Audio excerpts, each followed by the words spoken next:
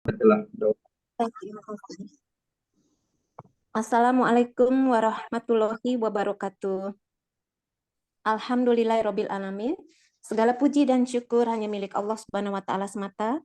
Karena hanya dengan nikmat dan karunia-Nya kita semua siang ini bisa berkumpul lagi untuk melanjutkan kajian tadabbur kita terhadap surat Qaf yang mana kita sudah mentadaburinya mulai 2 minggu yang lalu dan siang ini sudah masuk ke bagian yang ketiga ya. Mudah-mudahan semakin banyak ibroh dan manfaat yang kita bisa peroleh dari tadabbur surat Qaf ini, dan mudah-mudahan dalam 1 jam ini ibadah tadabbur kita diridhoi oleh Allah Subhanahu wa taala sebagai usaha untuk mendekatkan diri ya kepada Al-Qur'an.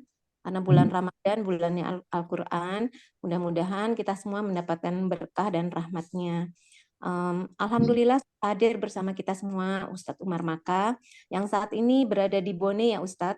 Betul sekali. Mudah-mudahan Ustadz dan keluarga semuanya diberikan nikmat sehat, nikmat Allahumma. lapangan waktu semuanya ya, dan dimudahkan segalanya dalam beribadah terutama. Kita mulai sekarang ya Ustadz. Ya, bismillah. Ya, silakan Pak Ustadz, tadaburnya dimulai, tafadol.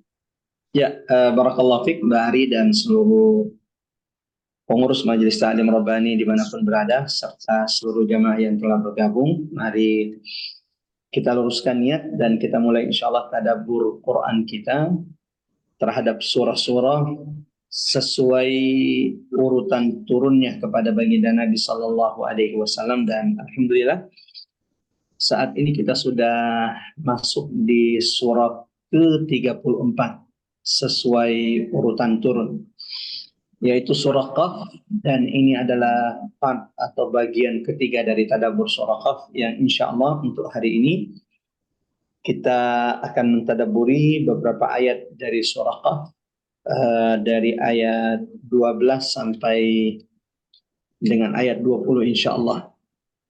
Mudah-mudahan Allah berikan kemudahan, taufik kepada kita semua untuk senantiasa mentadabburi, memetik ibrah, pelajaran hidayah dari keagungan ayat-ayat Allah Subhanahu wa taala. Bismillahirrahmanirrahim. Assalamualaikum warahmatullahi wabarakatuh. Alhamdulillah, alhamdulillahilladzi la ilaha illa huwal ahadus samad, lam yalid wa lam yulad wa lam yakul lahu kufuwan ahad. Asyhadu an la ilaha illallah wahdahu la syarika lah wa asyhadu anna Muhammadan abdullahi wa rasuluhul mab'uts rahmatan lil alamin.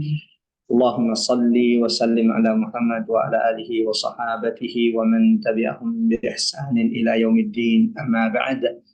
Allahumma anfa'na bil Qur'an, Allahumma anfa'na bil Qur'an, Allahumma 'allimna al-Qur'an. Qul inna salati wa nusuki wa mahyaya wa mamati lillahi rabbil alamin. Raditu billahi rabba wa bil islami dina wa bi Muhammadin sallallahu alaihi wasallam nabiyyan wa rasula. Jamaah rahmatullah, ikhwatal iman azanallahu wa iyyakum ajmain. Alhamdulillah wa syukrulillah wa la haula wa la quwata illa billahil aliyyil azim. Kita kembali dipertemukan Allah di majelis tadabbur Quran kita ini di hari ke-16 dari bulan yang penuh keberkahan ini. Tak terasa 15 hari Ramadan telah berlalu dari kita, dan hari-hari ini yang telah berlalu tidak akan pernah kembali kepada kita. Allah ingatkan kita di dalam Al-Quran surah Al-Baqarah surah kedua ayat 184, ayyaman ma'dudat. Ramadan itu hanyalah hitungan hari-hari tertentu saja, agar mengingatkan orang-orang beriman untuk tidak terlalaikan dari bulan yang penuh keberkahan ini, bulan yang penuh ampunan ini, bulan di mana pintu-pintu surga Allah dibuka dan pintu-pintu neraka Allah tertutup, bulan di mana setiap malam-malamnya ada hamba-hamba Allah yang diselamatkan, dijauhkan Allah dari siksa neraka. Jemaah rahmatullah wa iyyakum ajmain. Mengawali tadabbur Quran kita pada siang hari ini, Rabu 16 Ramadan. Mari sama-sama kita mulakan majelis ini dengan mengagungkan asma Allah Subhanahu wa taala. Subhanallah walhamdulillah wala haula wala quwata illa billah. Mudah-mudahan saat ini Allah turunkan keberkahan di tengah-tengah kita. Mudah-mudahan saat ini Allah turunkan rahmat di majelis kita ini. Mudah-mudahan saat ini perkumpulan majelis kita ini sedang dibangga-banggakan Allah di hadapan majelis, di hadapan perkumpulan malaikat-malaikat Allah Subhanahu wa taala. Terlebih seperti tadi yang dikatakan oleh host kita Mbak Ari, bahwa Ramadan selain disebut dengan syahrul siyam, maka Ramadan juga dikenal dengan syahrul Quran, bulan diturunkannya Quran, bulan di mana Rasulullah SAW akan lebih dekat terhadap Quran dibanding bulan-bulan yang lain. Di bulan-bulan yang lain, Abdullah bin Abbas meriwayatkan bahwa kalau sudah masuk bulan Ramadan, maka Nabi itu akan didatangi oleh Jibril. Yalqahu Jibril fi kulli lailatin min Ramadan. Di setiap malam Ramadan. Yudarisuhul Quran, untuk mengecek hafalan, bacaan, dan mengajarkan baginda Nabi Sallallahu Alaihi Wasallam Quran. Sebagaimana ini pula yang kemudian diteladani oleh sahabat-sahabat Nabi Sallallahu Alaihi Wasallam, yang kalau sudah masuk bulan Ramadan, di antara mereka ada yang menghatamkan Quran setiap satu malam, di antara mereka ada yang menghatamkan Quran setiap 3 malam, di antara mereka ada yang menghatamkan Quran setiap 7 malam, dan sebagaimana juga diteladani oleh para tabi'in dan tabi'ut tabi'in, bahkan sampai pada kita semuanya riwayat Imam Asy-Syafi'i rahimahullah, kalau sudah masuk Ramadan maka beliau akan menghatamkan Quran itu sittuna khatmah, 60 kali khatam. Mudah-mudahan Ramadan tidak berlalu dari kita semuanya sementara kita belum memperbanyak bacaan tadabbur Quran kita terhadap ayat-ayat Allah Subhanahu wa taala, dan semoga apa yang kita lakukan pada siang hari ini di antara bentuk kita mendekatkan diri kita kepada Quran di bulan diturunkannya Al-Quran, mukjizat terbesar baginda Nabi sallallahu alaihi wasallam. Jemaah yang dirahmati Allah, sebelum kita mulai tadabbur Quran kita, maka seperti biasa kita akan mengkondisikan jiwa kita dulu, kita akan melembutkan jiwa, hati-hati dan jiwa kita dulu dengan sama-sama membaca beberapa ayat dari surah Qaf. Untuk tilawahnya insya Allah kita akan baca dari ayat 12 sampai dengan ayat 15, namun kami berharap kepada jamaah yang nanti berkenan untuk membaca terjemahan, dari ayat 12 sampai dengan ayat 20. Bagi jamaah yang saat ini sudah siap, silakan dibuka mushafnya. Quran surah Qaf ini adalah Quran surah yang ke-50 dalam urutan mushaf. Kalau Qurannya itu cetakan Madinah, maka halamannya terdapat di halaman 518. Kalau kemudian memang tidak memungkinkan untuk membuka mushaf, silakan bisa dilihat di layarnya. Sama-sama kita baca tanpa harus mengaktifkan mikrofon. أعوذ بالله من الشيطان الرجيم بسم الله الرحمن الرحيم كذبت قبلهم قوم نوح وأصحاب الرس وثمود وعاد وفرعون وإخوان لوط وأصحاب الأيكة وقوم تبع كل كذب الرسل فحق وعيد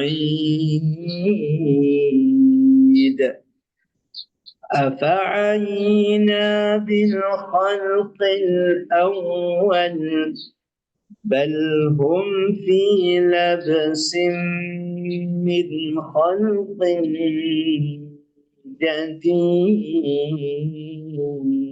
جديد اللهم ارحمنا بالقرآن اللهم ارحمنا بالقرآن. Kami persilahkan salah satu dari jamaah membacakan terjemahan dari surah Qaf ayat 12 sampai dengan ayat 20. Silakan Bari. Silakan yang berkenan untuk membantu membaca, mungkin Mbak Lina bisa, mungkin Mbak Lina atau Bu Emi. Saya ajar ya. Oh, silakan Bu Ani. A'udzubillahi minasyaitonirrajim. Bismillahirrahmanirrahim. Ayat 12 sampai ayat berapa Ustaz? 20. 20, betul.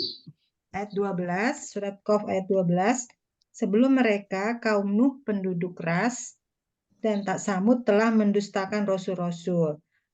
Dan demikian juga kaum Ad, kaum Fir'aun dan kaum Lut. Dan juga penduduk Aikah serta kaum Tuba. Semuanya telah mendustakan rasul-rasul, maka berlakulah ancamanku atas mereka. Maka apakah kami letih dengan penciptaan yang pertama? Sama sekali tidak. Bahkan mereka dalam keadaan ragu-ragu tentang penciptaan yang baru. Dan sungguh kami telah menciptakan manusia dan mengetahui apa yang dibisikkan oleh hatinya. Dan kami lebih dekat kepadanya daripada urat lehernya. Wow. Ingatlah ketika dua malaikat mencatat perbuatannya, yang satu duduk di sebelah kanan dan yang lain di sebelah kiri. Tidak ada suatu kata yang diucapkannya, melainkan adanya sisi malaikat pengawas yang selalu siap mencatat. Dan datanglah sekaratul maut dengan sebenar-benarnya. Itulah yang dahulu hendak kamu hindari. Dan ditiuplah sangkakala, itulah hari yang diancamkan. Shadaqallahul azim. Masya Allah. Barakallahu fiik jamaah rahmatullah pada seluruh bapak-bapak, ibu-ibu yang sudah bergabung, yang sudah sama-sama mendengarkan surah Qaf atau mungkin sudah ikut membaca surah Qaf dan barusan kita mendengarkan terjemahan surah Qaf ayat 12 sampai dengan ayat 20. Jamaah rahmatullah, akhwatal iman radhiyallahu ankum ajmain, di dua pertemuan sebelumnya di pembahasan tadabbur surah Qaf ini, bagaimana sudah kita jelaskan bahwa di awal surah Qaf ini Allah Subhanahu wa taala menjelaskan, menegaskan akan keagungan, kemuliaan Al-Qur'an, wal Qur'anil Majid, di mana Allah bersumpah dengan kitab Al-Qur'an yang menunjukkan keagungan, kebesaran, kemuliaan Al-Qur'an. Sebagaimana juga jemaah dirahmati Allah, di awal surah Qaf ini Allah menjelaskan kepada kita dalam surah ini bagaimana orang-orang musyrik ketika Nabi Muhammad diutus kepada mereka. Allahu Akbar. Manusia yang paling mulia, manusia yang paling baik, manusia yang paling amanah, manusia yang paling jujur. Dan mereka tahu tentang Nabi Muhammad SAW. Akan tetapi mereka mendustakan Nabi Muhammad SAW. Mereka mendustakan Rasul yang diutus Allah kepada mereka. Bahkan Rasul yang paling mulia yang pernah diutus, itu pun akhirnya mereka dustakan. Tak hanya mendustakan Nabi Muhammad, mereka juga mendustakan hari kiamat. Mereka juga mendustakan hari kebangkitan, hari di mana setiap manusia akan mempertanggungjawabkan ucapan dan perbuatannya. Jamaah rahmatullah wa ta'ala sallallahu alaihi wasallam, sedikit menghubungkan dengan surah Az-Zukhruf. Di surah Az-Zukhruf Allah menjelaskan bahwa memang dari dulu sampai hari ini ada orang yang timbangannya itu, ukuran hidupnya itu bukan benar atau tidak. Ukuran timbangan hidupnya dalam mengambil keputusan, dalam memilih adalah kalau itu menguntungkan secara dunia.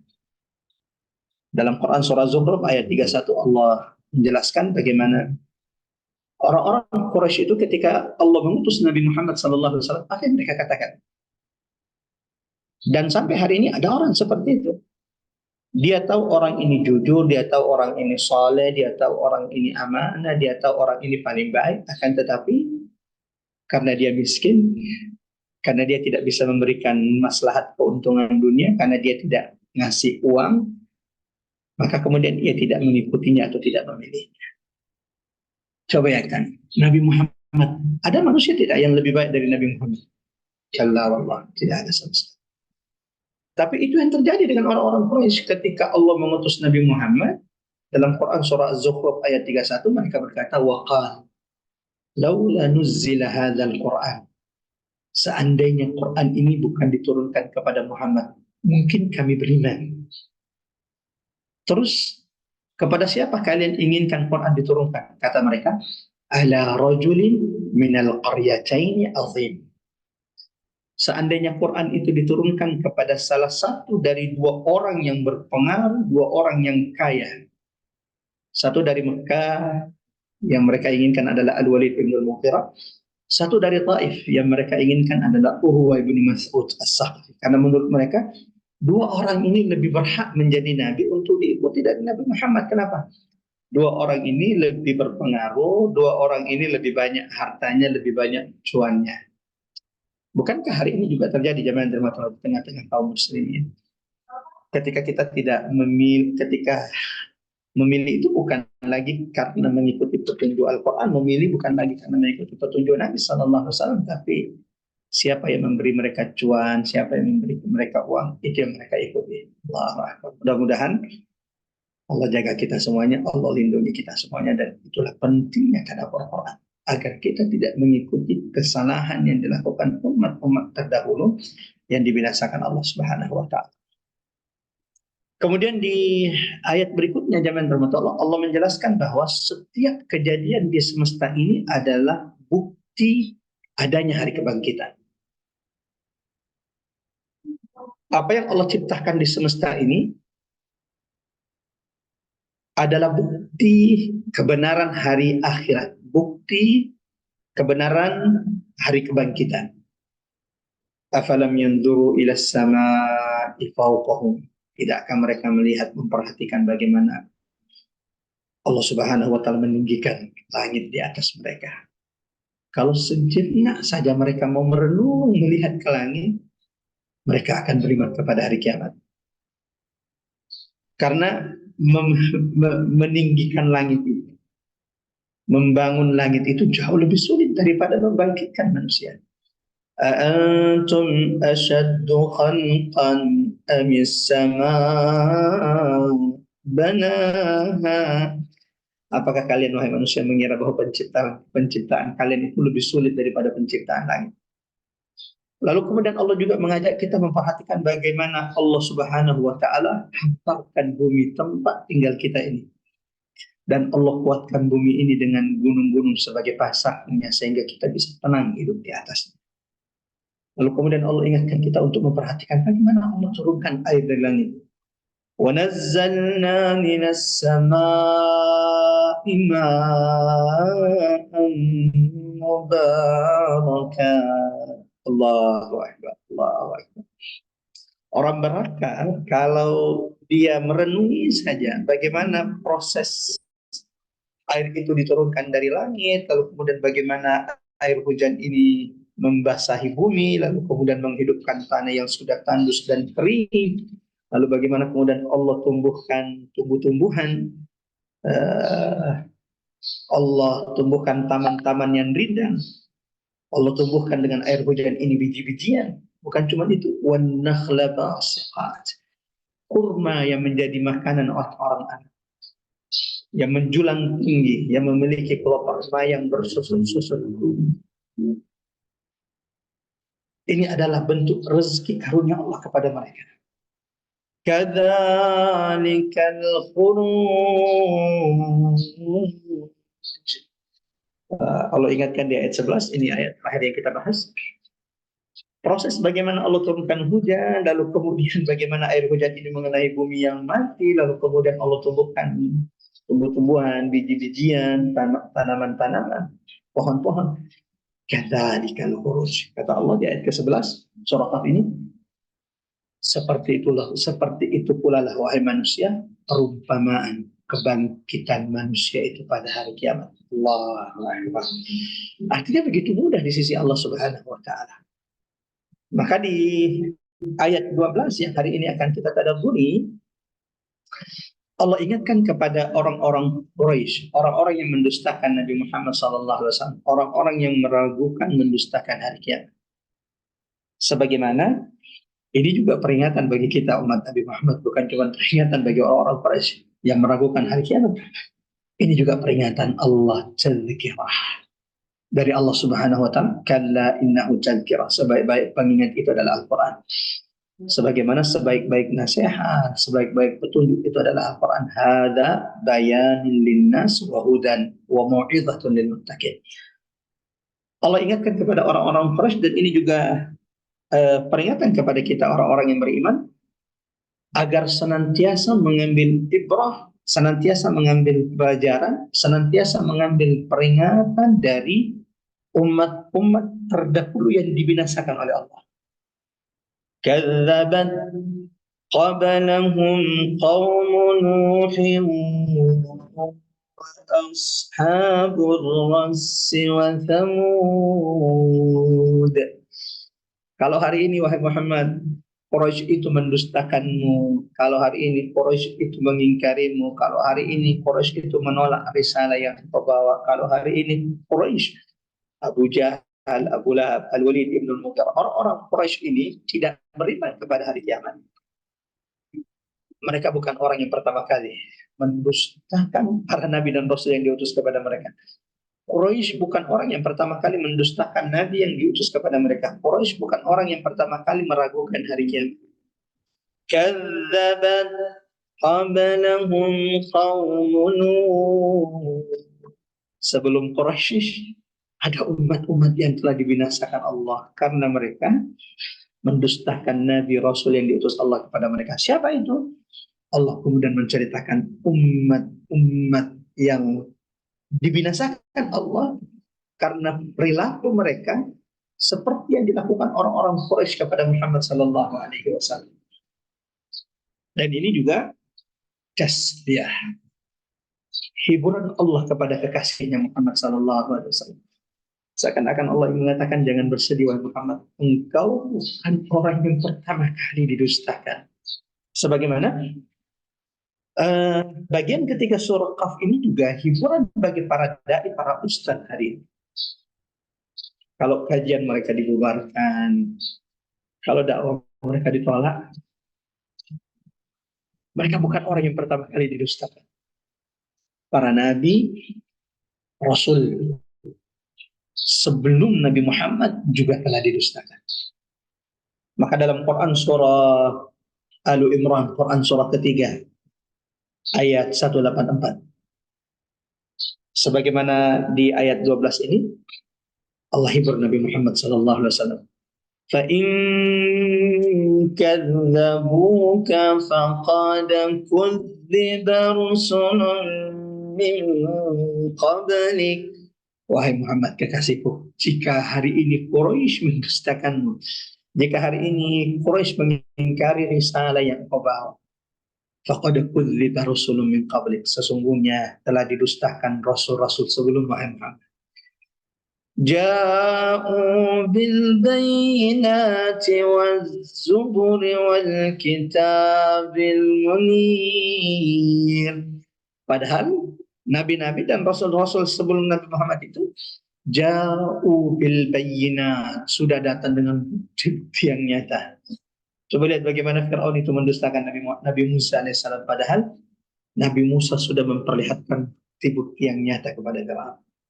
Coba lihat bagaimana kaum Tsamud mendustakan Allah, padahal Allah juga sudah perlihatkan apa yang mereka minta. Allah sudah perlihatkan bukti-bukti yang nyata kepada mereka. Nabi Daud datang dengan Zabur, waz-zuburi wal kitabil munir. Sebagaimana nabi-nabi dan rasul sebelum Nabi Muhammad yang didustakan juga telah membawa kitab yang Allah turunkan kepada mereka. Jamaah rahmatullah akhwat liman azanallahu wa iyyakum ajmain. Ada banyak ayat dalam Quran yang mengingatkan kita, siapapun yang mentadabbur Quran, mengingatkan manusia agar senantiasa mengambil pelajaran ibrah dari kisah-kisah umat-umat terdahulu. Salah satunya selain ayat ini, kadzabat qablahum qaum Nuhin wa ashabur rass wa Thamud. Dalam Quran surah Yusuf, Quran surah 12 ayat 111, Allah juga tegaskan kepada kita semuanya. Laqad kana fi qasasihim, sesungguhnya pada kisah-kisah umat-umat terdahulu, ibratun li ulil albab, ada ibrah, ada pelajaran. Bagi siapa pelajaran tersebut pada kisah umat-umat terdahulu?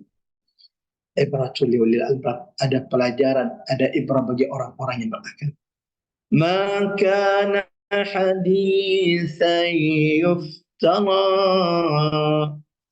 Ulama mengatakan bahwa di dalam Quran itu sulus sepertiga Quran itu isinya kisah. Kisah umat-umat terdahulu, kisah orang-orang beriman yang diuji oleh Allah, kisah orang-orang yang mendustakan para nabi dan rasul, kisah umat-umat yang dibinasakan oleh Allah. Sepertiga Quran itu isinya kisah. Dan pada kisah-kisah itu kata Allah ada ibrah, tapi pelajaran ini hanya bagi mereka orang-orang yang berakal. Maka hadits yuftara, kisah-kisah dalam Quran itu bukan bualan, bukan fiksi yang dikarang-karang dibuat-buat. Walakin tasdiqal ladzi baina yadayhi. Kisah-kisah yang ada dalam Quran itu membenarkan terhadap kitab-kitab sebelum Al-Quran. Wa tafsilah kulli syai'. Allahu Akbar. Mohon dicatat baik-baik jemaah. Sebagaimana Allah sebutkan di surah Yusuf ayat 111, kisah-kisah dalam Quran itu tafsilah kulli syai'. Apa maknanya? Penjelasan atas segala sesuatu. Tidak ada sesuatu hari ini yang terjadi, apapun itu, kezaliman, kecurangan, ya, manusia melakukan kerusakan di atas muka bumi Allah. Tidak ada yang terjadi hari ini, tidak ada peristiwa yang terjadi hari ini kecuali kita akan menemukan penjelasan peristiwa-peristiwa hari ini pada kisah-kisah umat-umat terdahulu. Kalau Allah sebutkan di sini di antara hikmah dari kisah-kisah tersebut wa tafsilah kulli syai', penjelasan atas segala sesuatu. Sebagaimana kisah-kisah dalam Al-Quran kata Allah, hudan, petunjuk, wa rahmat liqaumin yu'minun, bagi orang yang beriman. Sampai di sini jemaah rahmat Allah, kalimat azanallahu wa iyyakum ajmain. Kisah pertanyaan selanjutnya adalah kisah umat yang mana yang di surah ini Allah perintahkan kita untuk mengambil ibrah pelajaran, sebagaimana ini peringatan kepada orang-orang Quraisy ketika Quran ini diturunkan agar mereka mengambil pelajaran dari umat-umat sebelum mereka yang jauh lebih kuat, yang jauh lebih hebat, yang jauh lebih kaya, tapi semuanya dibinasakan Allah ketika mereka mendustakan nabi, rasul, termasuk mendustakan hari kiamat, hari kebangkitan yang dijanjikan oleh Allah Subhanahu wa taala. Kita lihat jemaah rahmat Allah. Di surah ini disebutkan ada beberapa kaum. Ada beberapa umat terdahulu yang dibinasakan Allah, dihancurkan Allah, yang Allah perintahkan agar dijadikan pelajaran bagi orang-orang Quraisy, dan ini pelajaran juga bagi kita orang-orang beriman yang mentadabburi surah ini. Dan kalau kita perhatikan setiap umat ini itu kalau kita mau detailkan jemaah Allah, setiap satu kaum ini, satu umat ini itu satu pembahasan, bahkan tidak cukup dengan satu pembahasan. Membahas kadzabat qablahum qaum Nuh. Yang pertama Allah ingatkan orang-orang Quraisy agar mereka mengambil pelajaran kepada kaum Nabi Nuh. Wa ashabur ras. Nanti sedikit kita akan jelaskan. Waktu kita sangat terbatas sehingga kita hanya bisa menyebutkan sedikit lambahan, kisah-kisah singkat dari umat-umat yang Allah sebutkan di surah ini, yang kita diperintahkan sebagaimana orang-orang Quraisy itu diperintahkan agar mengambil pelajaran dari mereka. Yang pertama Allah ingatkan kita untuk mengambil pelajaran dari kaum Nuh. Wa ashabir ras, penduduk ras. Kalau kisah Nabi Nuh saya kira ini familiar dengan kita dan sudah sering kita dengar. Tapi ashabur ras, penduduk ras, ini juga jarang sekali kita dengarkan ada yang menceritakannya, karena juga kisahnya itu tidak banyak didetailkan. Hanya disebutkan ashabur ras. Kalau kaum Samud kan dikisahkan bagaimana ketika Nabi Soleh diutus kepada mereka, mengajak mereka, mendakwahi mereka, lalu bagaimana mereka mencibirnya, lalu mereka minta mukjizat, lalu kemudian mereka mendustakan mukjizat, bagaimana mereka kemudian kufur kepada Allah, lalu kemudian Allah turunkan azabnya. Kisahnya itu berulang-ulang dan detail dijelaskan peristiwa yang terjadi. Sementara ashabur ras ini hanya disebutkan saja. Salah satu riwayat yang mengkisahkan tentang ashabur ras ini adalah riwayat dari Sayyidina Ali bin Abi Thalib. Nanti sedikit akan kita sampaikan jawaban rahmat Allah. Yang ketiga, Allah ingatkan kita di surah ini, sebagaimana Allah ingatkan kepada orang-orang Quraisy ketika surah ini diturunkan, agar mereka mengambil pelajaran dari kaum yang lebih kuat dari mereka, yaitu kaum Samud. Wa'adun, sebagaimana mereka perlu mengambil pelajaran dari kaum Ad yang terkenal dengan fisik-fisik mereka yang besar. Wa Fir'aun, serta mengambil pelajaran dari Fir'aun. Wa Fir'aun dzil autad, yang terkenal dengan pasukannya, dengan bangunan-bangunan yang tinggi. Wa ikhwan Lut, sebagaimana kita juga diperintahkan untuk mengambil pelajaran dari kaum Nuh, Ashabur Ras, Tsamud, Ad, Fir'aun. Yang keenam adalah dari saudara Lut atau dari kaum Lut yang ditenggelamkan oleh Allah Subhanahu wa taala. Dan sampai hari ini masih bisa kita lihat jejak kehancuran, kebinasaan kaum Lut. Ulama menyebutkan bahwa laut mati yang ada di Jordania dan di Palestina itu adalah kaum Lut yang dibalik oleh Allah yang disebutkan di dalam Al-Quran.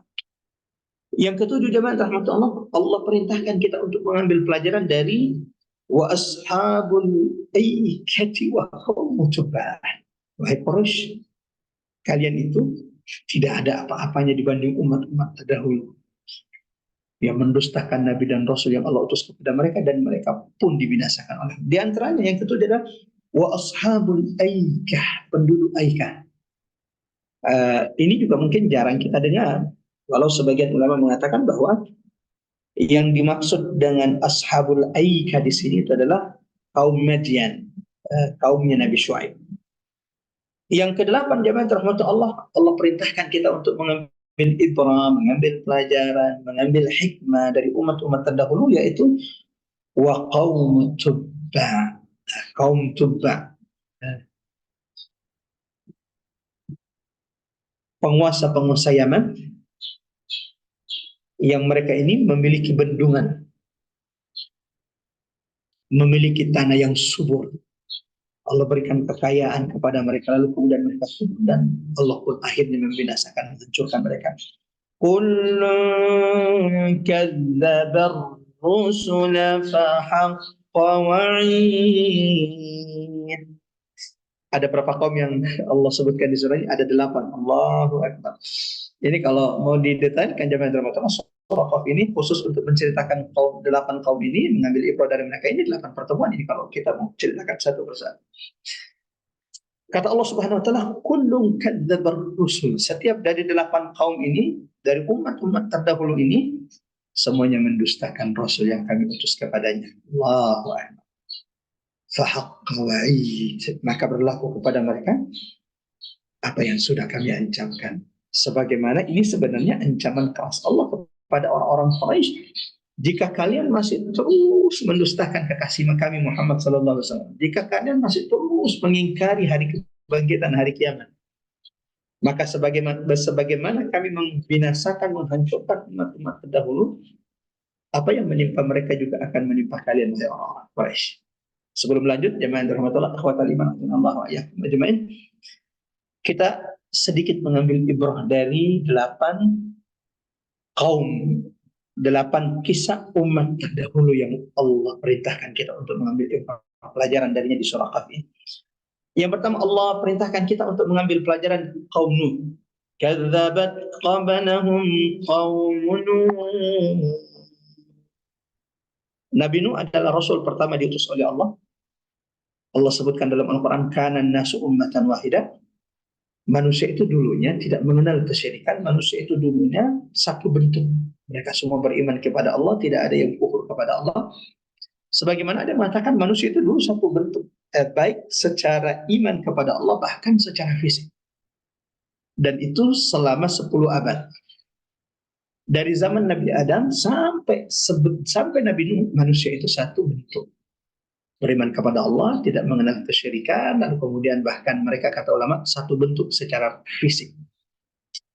Apa maksudnya Ustaz? Satu bentuk secara fisik? Iya, perbedaan fisik manusia itu sebagaimana disebutkan ulama, itu kan bermula dari keturunannya Nabi Nuh alaihissalam. Sebelum Nabi Nuh, manusia itu satu bentuknya. Warna kulitnya semuanya sama, bentuk fisiknya juga semuanya sama. berawal mula muncul perbedaan ras warna kulit itu dari 3 putra Nabi Nuh alaihi salam, dan itu disebutkan Nabi dalam hadis sallallahu alaihi wasallam. Nabi Nuh punya 3 putra, kan satu juga ada satu yang ditenggelamkan Allah, Kanaan, yang tidak mau beriman kepada Nabi Nuh alaihi salam. Sementara yang tersisa dari 3 putra Nabi Nuh, 3 putra Nabi Nuh inilah kemudian yang menjadi rujukan ras umat manusia sampai hari ini. Yang pertama adalah Sam, kata Nabi Shallallahu Alaihi Wasallam, Sam bin Nuh itu adalah nenek moyangnya orang Arab, Abul Arab. Jadi orang-orang Eropa, orang Arab itu, mereka nenek moyangnya Sam putra Nuh. Yang kedua, Ham bin Nuh. Nabi Nuh juga punya putra bernama Ham, putra Nuh. Kata Nabi SAW, Abul Habasyah. Putra Nabi Nuh yang bernama Ham ini warna kulitnya hitam, lalu kemudian rambutnya itu keriting. Orang-orang Afrika, orang-orang Ethiopia, termasuk saudara-saudara kita yang ada di Papua, wallahu a'lam bishawab, nenek moyang mereka itu adalah Ham bin Nuh. Ham bin Nuh. Yang ketiga adalah Yafid bin Nuh.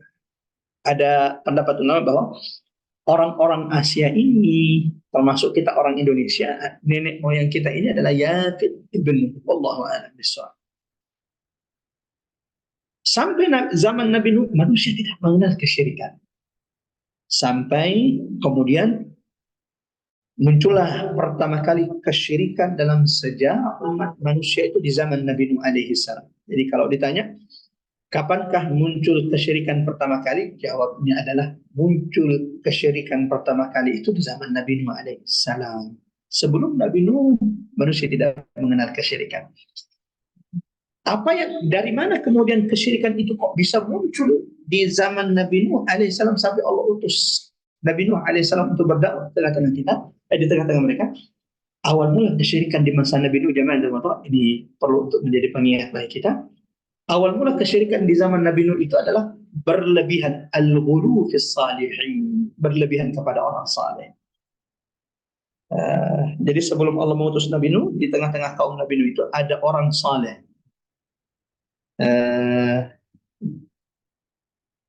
وقالوا لا تذرن آلهتكم ولا تذرن ودا وسواع يغوث يعوق ونصر. Jadi ada orang-orang soleh yang disebutkan namanya dalam Al-Quran, Wad, Suwa, Yaguth, Ya'uq, Nasr. Mereka ini orang-orang soleh yang kemudian setelah mereka meninggal lalu kemudian dikubur. Lalu karena orang-orang di tengah mereka sudah tidak ada orang soleh, maka mereka memberi tanda kuburan-kuburan orang saleh ini supaya menjadi penyemangat mereka beribadah. Sampai di sini belum ada masalah.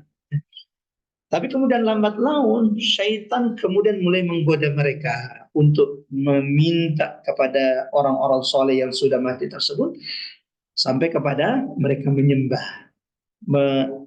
menyembelih kurban untuk kuburan orang-orang saleh tersebut yang mereka jadikan berhala-berhala selain Allah. Maka Allah utus Nabi Nuh berdakwah di tengah-tengah mereka. Namun yang terjadi adalah 950 tahun lamanya Nabi Nuh berdakwah di tengah kaumnya. Rabbi inni da'autuhum. Sebagaimana Allah tegaskan dalam Al-Quran, Nabi Nuh berdakwah kepada mereka di tengah-tengah mereka. Siang malam Nabi Nuh berdakwah selama 950 tahun, dan selama itu pula mereka senantiasa meletakkan telunjuk mereka di telinga mereka, tidak mau mendengarkan dakwah Nabi Nuh. Bahkan mereka memperolok-olok Nabi Nuh alaihissalam dan pengikut-pengikutnya. Maka Nabi Nuh kemudian mendoakan kehancuran kepada mereka yang mendustakan agama Allah Subhanahu wa taala, mendustakan Nabi Nuh alaihissalam. Dengan doa Nabi Nuh yang terkenal diabadikan dalam Quran surah Nuh, Rabbi, wahai Tuhanku, la tadhar, jangan sisahkan di atas muka bumi ini minal kafirina dayyar, satu pun dari orang kafir. Maka Allah binasakan mereka dengan tsunami terbesar dalam sejarah umat manusia. Ada yang mengatakan bahwa tsunami di zaman Nabi Nuh itu sepertiga bumi ini ditenggelamkan oleh Allah Subhanahu wa taala.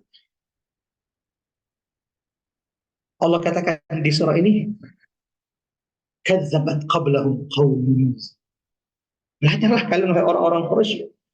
Ambillah ibrah wahai orang-orang beriman bagaimana Allah menghancurkan kaum Nuh yang mendustakan Nabi Nuh alaihissalam. Wa ashabur rassi wa thamud. Sebagaimana jamaah rahmatullah Allah perintahkan kita untuk mengambil ibrah kedua dari kisah umat terdahulu yaitu ashabur ras, penduduk ras. Ini yang kita tidak temukan penjelasannya di dalam Al-Quran. Tidak seperti kaum Tsamud atau kaum Nabi Nuh, bagaimana banjirnya, bagaimana diskusi Nabi Nuh terakhir detik-detik sebelum Allah tenggelamkan putra Nabi Nuh. Allah abadikan dakwah diskusi Nabi Nuh, diskusi seorang ayah yang tidak putus asa mendakwahi anaknya bahkan sampai detik terakhir. Dan ini pelajaran bagi kita jemaah rahmatullah Allah. Tak jarang kita dapati ada orang Masya Allah sudah istiqomah, sudah ngaji. Ada orang Masya Allah sudah menjadi penghuni masjid, tapi anaknya tidak pernah diajak untuk datang ikut sholat di masjid. Anaknya tidak pernah diajak untuk dekat dengan Quran. Sibuk dengan dirinya. Padahal Allah ingatkan kita, Rasulullah SAW ingatkan kita untuk senantiasa menjaga keluarga kita. Ya ayyuhalladzina amanu wa anfusakum wa ahlikum nar. Nah, ashabur rassi ini diceritakan oleh sahabat. Di antaranya adalah Ali bin Abi Thalib radhiyallahu an dan juga ashabur ras ini juga diceritakan oleh Abdullah bin Abbas radhiyallahu an.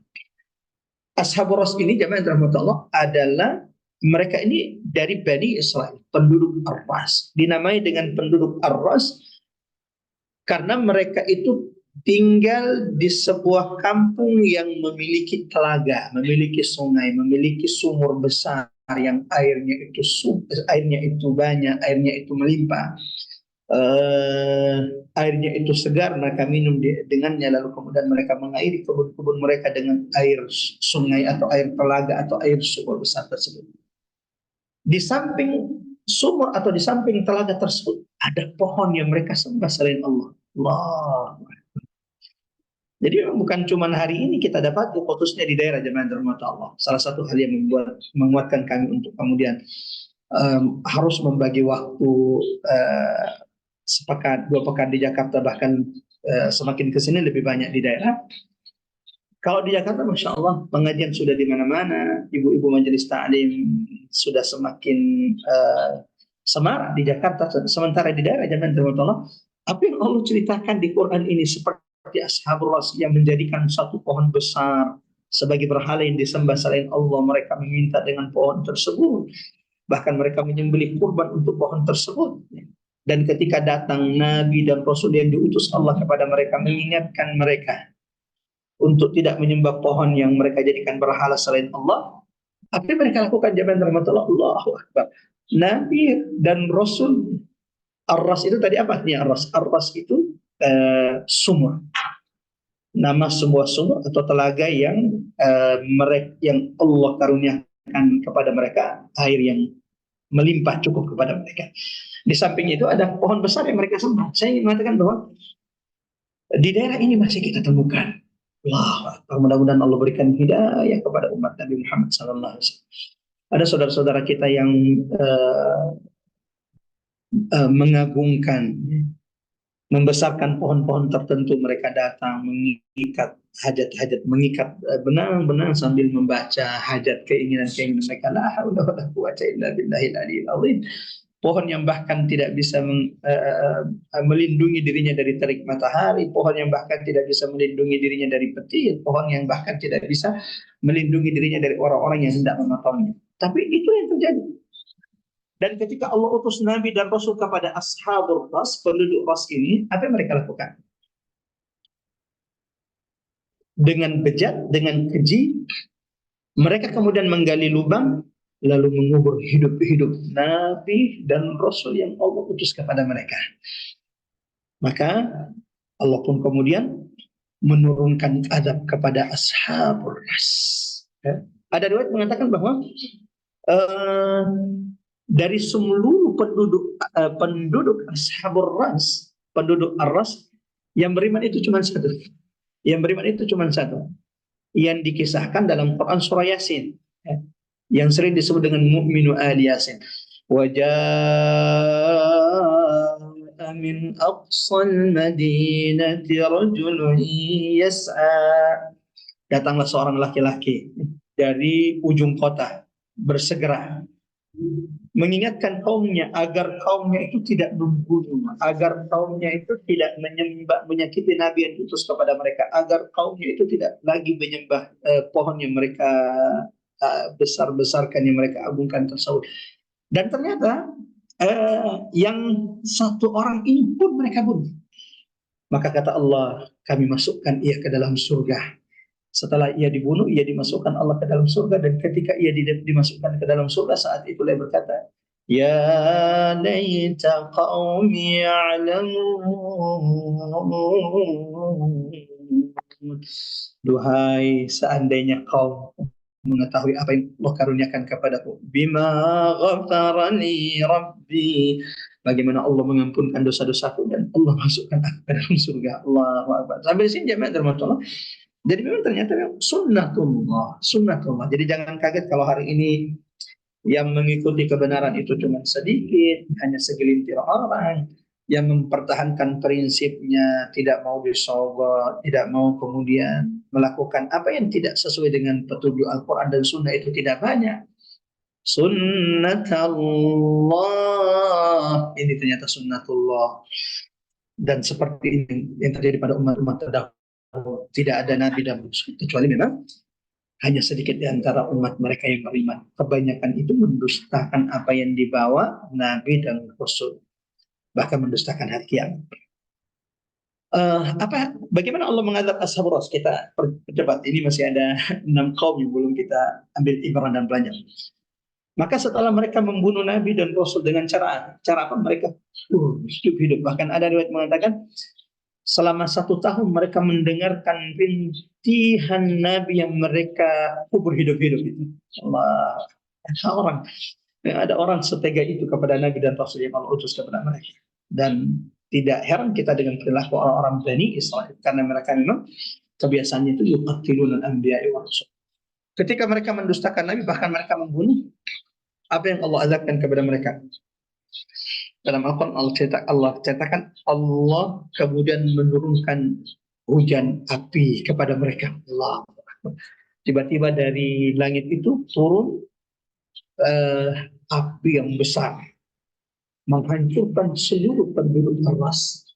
Dan tiba-tiba bumi tempat mereka pijat itu, bumi tempat mereka berada, itu berubah menjadi bongkahan-bongkahan api yang panas, menghancurkan, membinasakan. Zikra, ini peringatan bagi kalian wahai orang-orang Quraisy, bagi siapapun yang mendustakan Nabi, Rasul, mendustakan hari kiamat yang dijanjikan oleh Allah Subhanahu wa taala.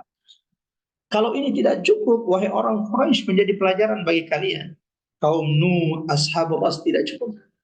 Tidakkah kalian mengambil pelajaran dari kaum Samud? Wa Samud. Kaum Samud ini jamaah rahmatullah Allah. Ini senantiasa dilewati oleh orang-orang Quraisy. Orang-orang Quraisy itu kalau mereka ke utara, ke Syam untuk berdagang, mesti mereka akan melewati perkampungan Samud, Madain Saleh, yang hari ini disebut dengan Madain Saleh. Saya ingin mengingatkan jemaah dirahmati Allah, ikhwatal iman azanallahu wa iyyakum ajmain, dan ini nasihat para ulama dan nasihat banyak ulama kepada siapapun yang datang untuk berhaji atau datang untuk umrah. Hari ini banyak saudara-saudara kita yang bermudah-mudah datang ke tempat-tempat yang Allah pernah turunkan adab, sementara mereka tidak memperhatikan adab mendatangi tempat Allah pernah menurunkan adab. Kalau datang ke Laut Mati, apa adab yang harus kita perhatikan? Kalau datang ke tempat di mana Allah pernah menghancurkan kaum Samud yang hari ini oleh sebagian, bukan sebagian, oleh banyak orang dijadikan sebagai tempat wisata di Al-Ula. Mereka datang ke sana, tinggal di villa-villa di sana, di tenda-tenda VIP di sana. Apakah sama sekali tidak boleh datang, Ustaz? Boleh. Tapi syaratnya kata Nabi, ketika kalian datang ke sana, kalian menangis, takut kalau kalian juga akan diazab oleh Allah seperti Allah mengazab mereka. Nah, kaum Samud, jemaah rahmat Allah, orang-orang Arab itu tahu kisahnya. Salah satu umat terkuat yang pernah ada di atas muka bumi ini. وَتَنْحِتُونَ مِنَ الْجِبَالِ بُيُوتًا. Salah satu bukti bagaimana kuatnya kaum Samud ini, mereka itu jamaah teman-teman punya skill yang tidak dimiliki umat-umat yang lain. Apa itu? Mereka jadikan gunung-gunung itu sebagai tempat tinggal mereka. Mereka memahat gunung-gunung itu menjadi rumah kediaman tempat tinggal mereka. Dan dengan itulah mereka kemudian menyombongkan diri. Allah utus kepada mereka Nabi Saleh sebagai Rasul Allah. Mereka juga dustakan. Bahkan mereka menantang Nabi Saleh, ya Saleh, kami akan beriman kepadamu, kami akan beriman kepada Tuhanmu dengan syarat, wahai Saleh, coba keluarkan jika engkau mampu onta dari batu ini. Jika keluar onta maka kami akan beriman. Jika engkau tidak mengeluarkan onta dari gunung batu ini kami tidak akan beriman. Saat itulah Nabi Soleh berdoa kepada Allah, ya Rabb, kalau dengan ini mereka bisa beriman kepadamu, ya Allah keluarkan mukjizat yang mereka minta. Maka tiba-tiba gunung batu yang besar di depan mereka itu bergetar, lalu keluarlah onta mukjizat Allah kepada Nabi Saleh. Sesuai dengan yang mereka inginkan. Karena kaum Samud ini memang betul-betul beban. Jadi ketika mereka minta onta, mereka cukup sebutkan ciri-cirinya. Onta yang keluar itu dari batu besar, dari gunung besar ini harus onta yang sudah bunting, dan air susunya itu bisa diminum oleh penduduk Samud. Allahu Akbar. Saking sayangnya Allah kepada kaum Samud, Allah keluarkan seperti yang mereka inginkan. Allah keluarkan onta seperti yang mereka inginkan. Tapi Allah ingatkan kepada Nabi Nuh, wahai Nuh, sampaikan kepada kaum, jangan pernah mereka berani menyentuh onta tersebut. وَذَرُوهَا تَأْكُلُ فِي أَرْضِ اللَّهِ وَلَا تَمَسُّوهَا بِسُوءٍ فَيَأْخُذَكُمْ عَذَابٌ أَلِيمٌ. Kalau mereka berani menyentuh onta tersebut, apalagi membunuhnya, azab Allah pasti turun dan azab Allah pasti menimpa mereka. Apa yang terjadi? Memang orang itu kalau sudah beban, hati mereka sudah tertutup, khatamallahu ala qulubihim, mestinya kan mereka dengan adanya mukjizat onta yang mereka minta itu semakin beriman kepada Allah. Yang ada malah apa? Mereka hasad kepada onta tersebut karena ternyata mereka harus bergantian dengan onta tersebut untuk meminum dari sumber mata air mereka. Sehari untuk penduduk kaum Samud, sehari onta itu meminum, dan ketika jatah onta itu tidak boleh ada yang meminum dari penduduk lain. Tapi kalau mereka haus bagaimana Ustaz? Mereka minum dari air susu onta yang cukup untuk penduduk Samud. Pada akhirnya apa yang terjadi? Dan ini Masya Allah, seperti yang saya katakan jemaah Allah, jadi sebenarnya setiap umat yang Allah sebutkan ini satu pertemuan, tetapi memang waktu kita yang sangat terbatas dan masih banyak surah yang belum kita tadabbur.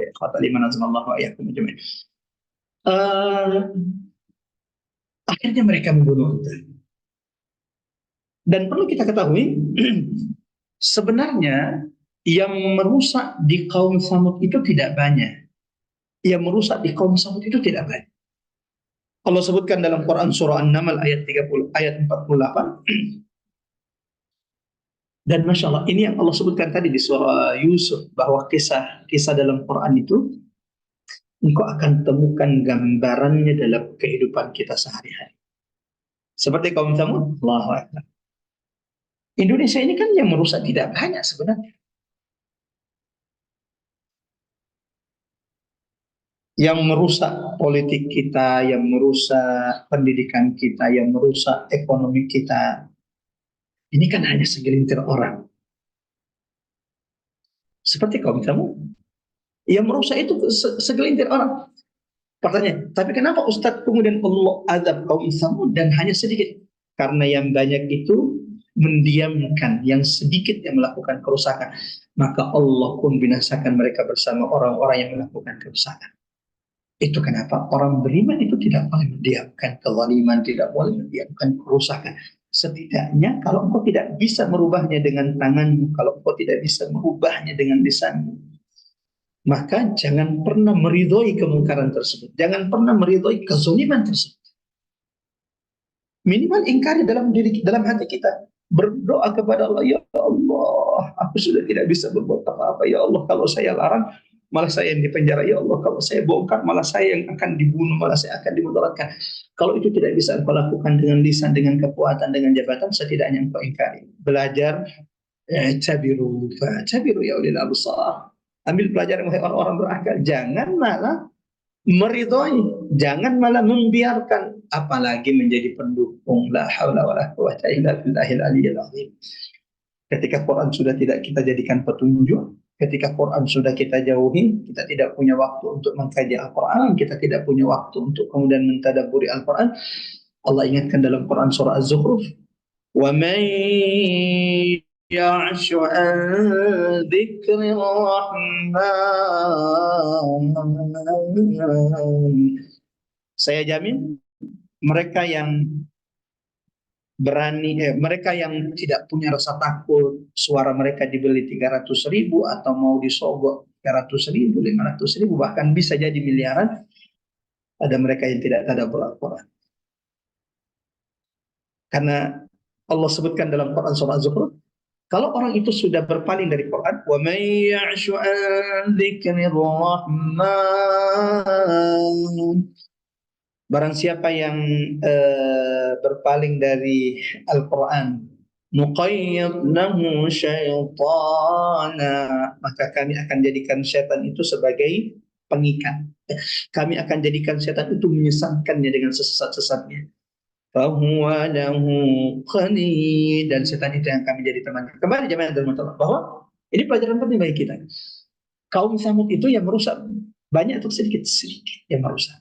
Oh, dalilnya Ustaz. Apa dalilnya kalau sedikit yang merusak? Coba baca Quran surah An-Naml ayat 48. Wa kana fil madinati tis'atu rahtin yufsiduna fil ardi wa la yuslihun. Dan bahwasanya di negeri kaum Samud ada 1.000-kah orang yang merusak? Ternyata tidak. Ada 100 otak kerusakan negeri tersebut. Ternyata bukan 100 juga. Berapa? Cuman 9. Wa kana fil madinati tis'atu rahtin.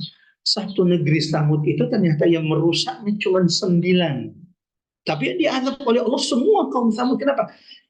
Karena kebanyakan penduduk negeri tersebut membiarkan 9 orang ini. Kok sama ya, mirip ya. 9 orang ini merusak politik mereka, merusak negeri mereka, merusak ekonomi mereka. La haula wala quwwata illa billah. Mudah-mudahan kita tidak termasuk zaman Allah. Setidaknya kita mengingkari dengan hati kita. Kata Nabi, wa dzalika adhaful iman. Nah, 9 orang inilah yang kemudian akhirnya bersatu untuk membunuh onta Nabi Saleh. Sampai terdengar malam hari itu satu negeri Tsamud itu mendengarkan cerita unta yang dibunuh oleh 9 orang tersebut. Walaupun dari 9 ini, jamaah rahmatullah, yang membunuh itu lagi-lagi cuma 1. Jadi 9 otaknya yang berkumpul bermusyawarah, tapi pelakunya itu 1. Tapi ketika Allah turunkan azab, Allah azab semua kaum Tsamud. Setelah kemudian mereka bunuh onta, Nabi Saleh akhirnya kemudian dengan wajah sedih mengatakan kepada kaumnya, Qul tamatta'u fi darikum 3 ayyam. Wahai kaumku, seperti yang dijadikan Allah, bersenang-senanglah kalian 3 hari di rumah kalian. Karena setelah 3 hari, setelah Allah beri kalian waktu bersenang-senang 3 hari, akan datang azab Allah kepada kalian. Allahu Akbar. Dan betul jemaah Allah, setelah 3 hari mereka bersenang-senang, hari pertama wajah mereka mulai memerah, menguning. Hari kedua wajah mereka sudah mulai memutih. Hari ketiga wajah mereka sudah mulai menghitam. Dan setelah hari ketiga, di hari keempatnya Allah turunkan azab kepada mereka. Apa itu? Angin kencang yang datang kepada mereka. Bukan cuma itu, Allah perintahkan Jibril memekikkan teriakannya sekeras-kerasnya yang membinasakan semua kaum Tsamud, termasuk mereka yang membiarkan segelintir orang yang melakukan perusakan di tengah-tengah kaum Tsamud. Kalau ini juga tidak cukup bagi kalian, wahai orang-orang yang mendustakan hari kiamat, yang tidak percaya hari kiamat, tidakkah kalian mengambil pelajaran dari Fir'aun? Sebelum Fir'aun, wa'adun wa fir'aun. Tidakkah kalian juga mengambil pelajaran dari kaum 'Ad yang memiliki fisik yang sangat besar dan bahkan Allah tidak pernah menciptakan manusia di atas muka bumi ini yang fisiknya itu lebih besar dari kaum 'Ad yang Allah utus kepada mereka saudara mereka Hud, lagi-lagi mereka mendustakan Nabi Hud, maka Allah turunkan azab kepadanya. Kalau ini juga belum cukup, wa Fir'aun, bukankah telah sampai kepada kalian wahai orang-orang Quraisy, wahai kalian yang mendustakan Rasul Nabi, mendustakan hari kiamat, bukankah kisah Fir'aun juga sudah sampai kepada kalian? Bagaimana Musa alaihi salam membawa bukti-bukti yang nyata kepada Fir'aun, tongkatnya berubah menjadi ular, tangannya mengeluarkan cahaya, lalu kemudian tongkatnya bisa membelah lautan. Semua bukti-bukti yang nyata ini tidak membuat Fir'aun kemudian beriman kepada Nabi Musa, beriman kepada Rasul. Bahkan yang ada apa? Ingin membunuh Nabi Musa, mengejar pengikut Nabi Musa, ingin membunuh semua pengikut Nabi Musa alaihissalam. Maka Allah pun akhirnya menenggelamkan Fir'aun dan pengikut-pengikutnya. Yang ada, ketika Fir'aun ditenggelamkan, hendak tenggelam, barulah ketika menjelang tenggelam itu Fir'aun kemudian sadar, ingin tobat. Sebagaimana Allah abadikan dalam Quran surah Yunus, ketika Fir'aun itu hendak tenggelam, saat itulah dia ingin beriman kepada Allah. Qala a'lam, ia berkata, aku yakin, aku mengetahui tidak ada Tuhan yang berhak disembah Allah. Aku akbar. Dulunya mengaku dirinya Tuhan, tapi ketika sudah hendak mati, hendak binasa, ternyata Fir'aun itu baru menyesal. Allah pun akhirnya binasakan. Wa ikhwanul Lut. Kalau itu pun tidak cukup bagi kalian wahai Quraisy. Tidakkah kalian juga mengambil pelajaran dari kaum Lut yang Allah tenggelamkan, yang Allah turunkan azab yang hampir tidak pernah diturunkan azab seperti yang Allah azabkan kaum Nabi Lut. Apa azab kaum Nabi Lut? Allah sebutkan zaman kaum Nabi Lut itu dibutakan oleh Allah. Jadi detik-detik sebelum mereka diazab Allah, semua kaum Nabi Lut yang homoseks, yang lesbian itu dibutakan oleh Allah. Yang kedua adalah tiba-tiba tempat negeri mereka itu dibawa, diangkat oleh malaikat Allah setinggi-tingginya ke langit. Dan itu membuat sesak nafas, sesak dada setiap penduduk kaum Nabi Lut. Setelah itu jemaah Allah balik mereka. Allahu Akbar. Yang atas menjadi bawah, yang bawah menjadi atas. Selain itu Allah juga hujankan hijaratan wa amtarna. Allah hujankan kepada mereka hujan batu. Jadi kalau kita hari ini hujan air, kaum Lut itu Allah turunkan kepada mereka hujan batu. Bukan kerikil, hujan batu besar. Di mana di setiap batu-batu tersebut tertulis nama orang yang akan ditimpa dan dibinasakan oleh batu tersebut. Allahu Akbar. Allahu Akbar. Allahu Akbar. Mudah-mudahan sampai di sini kita umat Nabi Muhammad termasuk yang dimudahkan Allah mengambil ibrah pelajaran dari umat-umat terdahulu agar kita tidak mengikuti kesalahan-kesalahan mereka. Kalau itu juga belum cukup wahai orang-orang Quraisy, wahai kalian yang mendustakan hari kiamat, meragukan hari kiamat. Wa ashabul aikati wa qaum tubba kullun kadzdzaba ar-rusula fa haqqa wa'id. Kalau kisah Nabi Nuh tidak cukup, kisah Ashabul penduduk Ras tidak cukup menjadi pelajaran bagi kalian kaum Samud, kaum 'Ad, Fir'aun dan pengikut-pengikutnya, kaum Nabi Lut, tidakkah Ashabul Aikah, kaum Madian yang mendustakan Nabi dan Rasul lalu kemudian dibinasakan oleh Allah juga menjadi pelajaran bagi kalian? Kalau itu juga tidak cukup, tidakkah kaum Tubba di Yaman? Dan ini juga diketahui oleh orang-orang Arab, orang-orang Quraisy. Karena kan orang Quraisy itu melakukan perjalanan dagang ke utara, ke utara itu ke Syam dan ke selatan itu ke Yaman. Dan ketika mereka ke Yaman, mereka mendengarkan kisah umat-umat yang pernah berkuasa, pernah berjaya di Yaman, lalu mereka dibinasakan oleh Allah. Di antaranya adalah wa qaum Tubba. أفأينا بالخلق الأول بل هم في لبس من خلق جديد. Apakah orang-orang yang meragukan hari kiamat? Apakah orang-orang yang tidak percaya bahwa manusia itu akan dibangkitkan kembali pada hari kiamat? mengira bahwa Allah itu telah letih, telah lelah karena sudah menciptakan manusia pertama kali. Allahu Akbar. Coba lihat bagaimana suudzannya mereka kepada Allah Subhanahu wa taala. Bal hum fi labsin min khalqin jadid. Cara pandang mereka terhadap kiamat itu yang membuat mereka ragu-ragu terhadap kebangkitan manusia pada hari kiamat. Mereka mengira bahwa kuasa Allah itu sama dengan kuasa makhluknya. La haula wala quwata illa billah. Coba lihat ucapan mereka di awal surah Hud, di awal surah Qaf ini, ayat ketiga.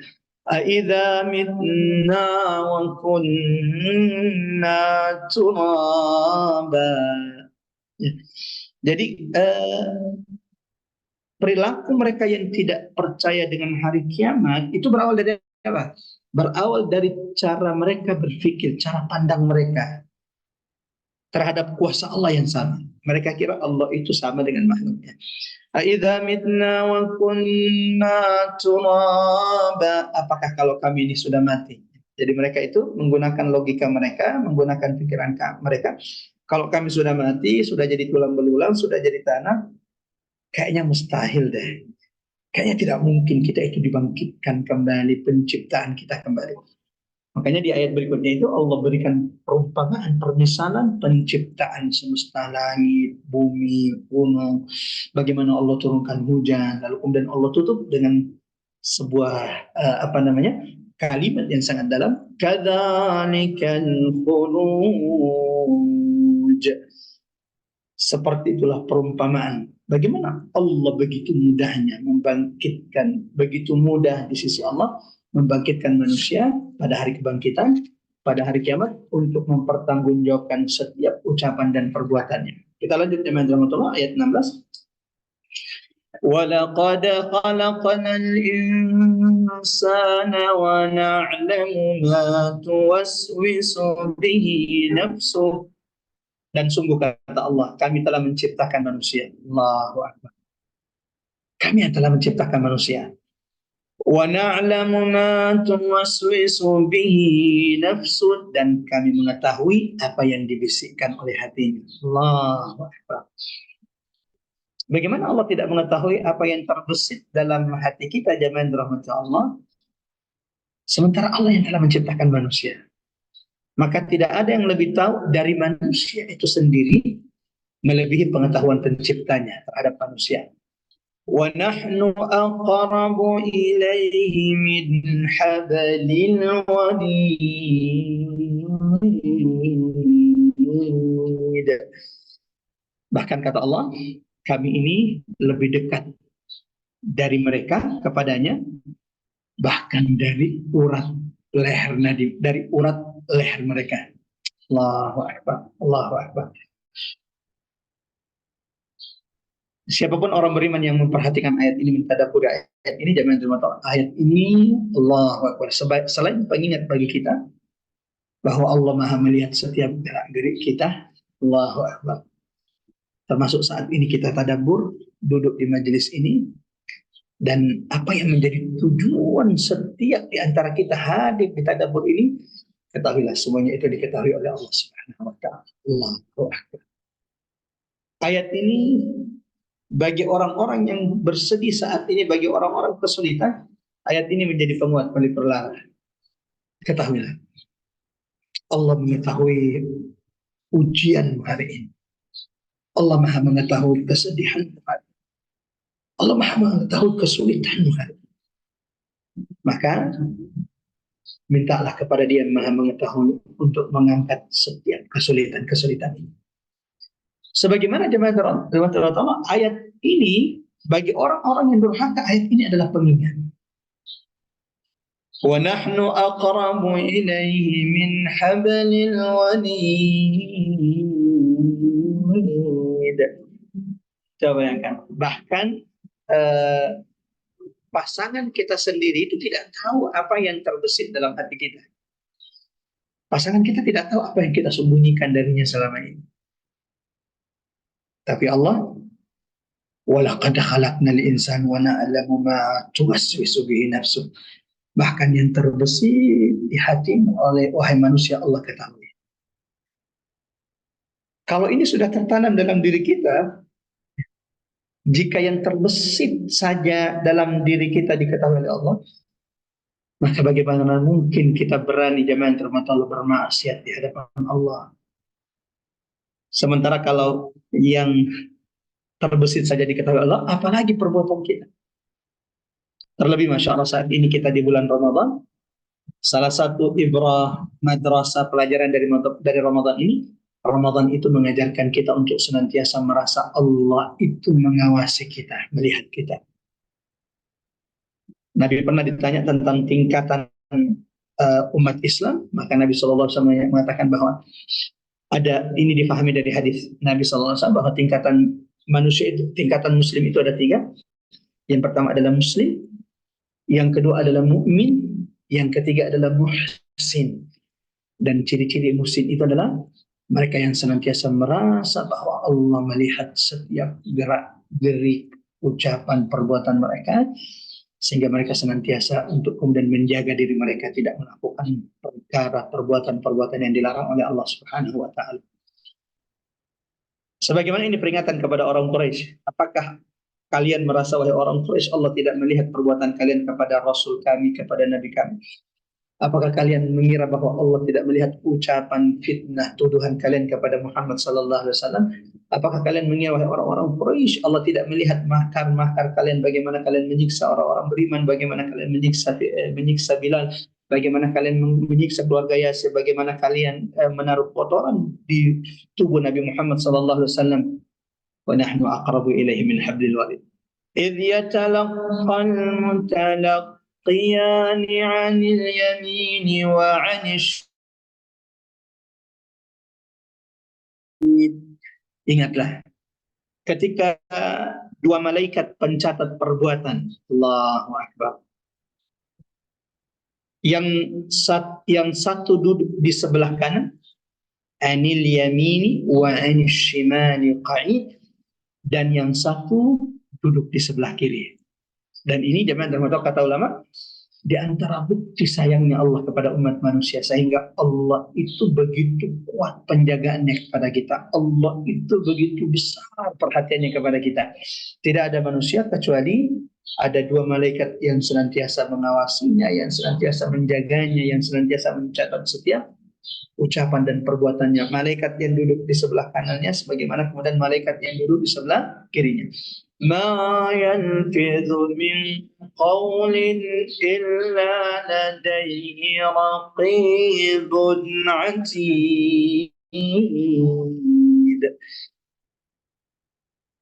Tidak ada ucapan satupun, Allahu Akbar, tidak ada satu kata pun yang kita ucapkan,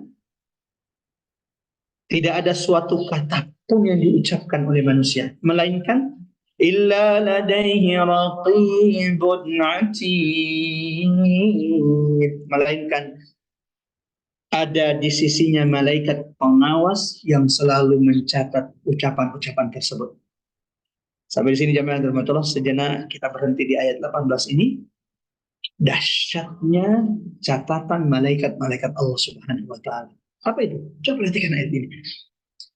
Setiap ucapan itu ternyata dicatat oleh malaikat, baik itu ucapan baik, tasbih, subhanallah, walhamdulillah, wa la ilaha illallah, Allahu akbar, istighfar kita, termasuk semua ucapan, apapun itu. Setiap ucapan yang keluar dari lisan manusia itu raqibun atid, ada malaikat yang mengawasi dan ada malaikat yang senantiasa mencatat.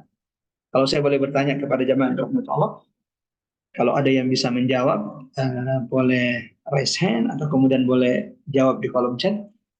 Siapa di antara kita kira-kira jemaah rahmatullah yang tahu sudah berapa jumlah kata, jumlah kalimat yang keluar dari lisannya hari ini? Kira-kira ada tidak? Tidak ada. Lebih dari itu, kira-kira ada tidak di antara kita yang tahu jumlah ucapan, jumlah perkataan yang sudah diucapkannya dalam seminggu? Allah, sudah berapa ribu tuh kalimat yang kita ucapkan? Pertanyaannya, Ada berapa ucapan yang baik, thayyibah dari yang kita ucapkan, dan ada berapa ucapan yang buruk yang kelihatan dari lisan kita. Lebih berat lagi, kira-kira kalau dalam satu bulan ada berapa ucapan-ucapan kita? Lalu bagaimana dalam setahun? Dan ternyata mulai kita balik, ma yalfidhu min qawl, dan Allah khususkan di sini, sebutkan secara khusus bahwa ada sesuatu yang tidak akan pernah lepas dari catatan Allah. Apa itu? Ucapan manusia. Bayangkan jemaah-jemaah, kalau dari kita Bali, semua ucapan itu ternyata ditulis oleh malaikat dan nanti akan diperlihatkan kepada kita catatan pada setiap ucapan tersebut. Allahu Akbar, Allahu Akbar. Gimana kira-kira itu? Berapa jilid itu? Catatan amal-amal kita, khususnya ucapan kita saja. Dari kita balik sampai kita diwafatkan, dimatikan Allah, ma yanfidhu min qawlin illa ladayhi raqibun atid. Kecuali semuanya akan tercatat. Menunjukkan bahwa khusus untuk catatan saja, maka kita akan menemukan begitu banyak nanti catatan akan ucapan-ucapan kita. Sehari saja sudah tidak bisa kita hitung, apalagi sepekan, apalagi seminggu, apalagi setahun. Apalagi kalau ternyata semua yang kita pernah ucapkan dalam hidup kita dari kita balik sampai kita mati, itu tertulis rapi di sisi Allah, di catatan malaikat-malaikat Allah Subhanahu wa Ta'ala. Sebagaimana jemaah Tuhan, sejenak di ayat ini, di ayat 18. Ayat ini juga mengingatkan kita untuk senantiasa menjaga lisan kita. Allahu Akbar, Allahu Akbar. Siapapun di antara kita jemaah Tuhan yang ingin dijamin surganya oleh Nabi. Siapa yang ingin dijamin surganya oleh Nabi? Setiap kita pasti ingin dijamin surganya oleh Nabi. Kata Nabi menjanjikan kepada kita. Nabi pernah berkata, "Man yadman li", barang siapa di antara umatku yang menjamin, man yadman li, barang siapa di antara umatku yang menjamin untukku menjaga lisannya, baina syafatahi, di antara kedua bibirnya, dan menjaga di antara kedua pahanya, yaitu kemaluannya. Kata Nabi, adnan lahul jannah, aku jamin surga untuknya. Allahu Akbar. Jemaah terhormat, surah ini ayat 18 ini mengingatkan kita hati-hati dengan ucapan.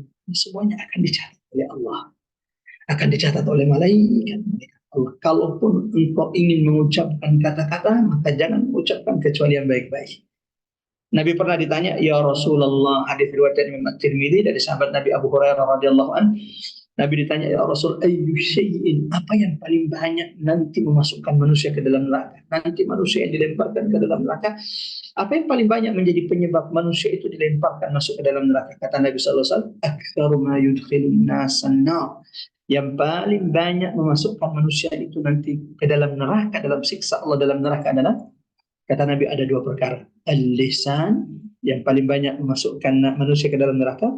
Ma yalfidhu min qawlin illa ladayhi raqibun atid.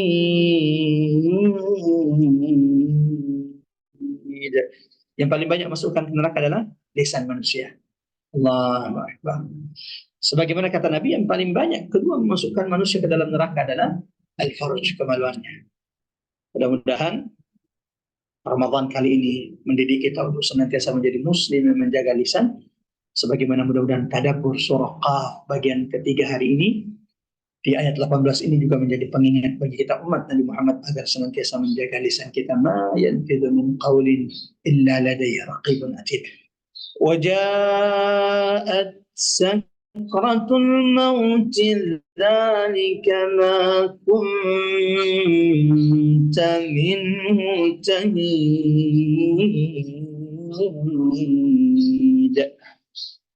Dan datanglah sakaratul maut dengan sebenar-benarnya, itulah yang dahulu hendak kamu hindari.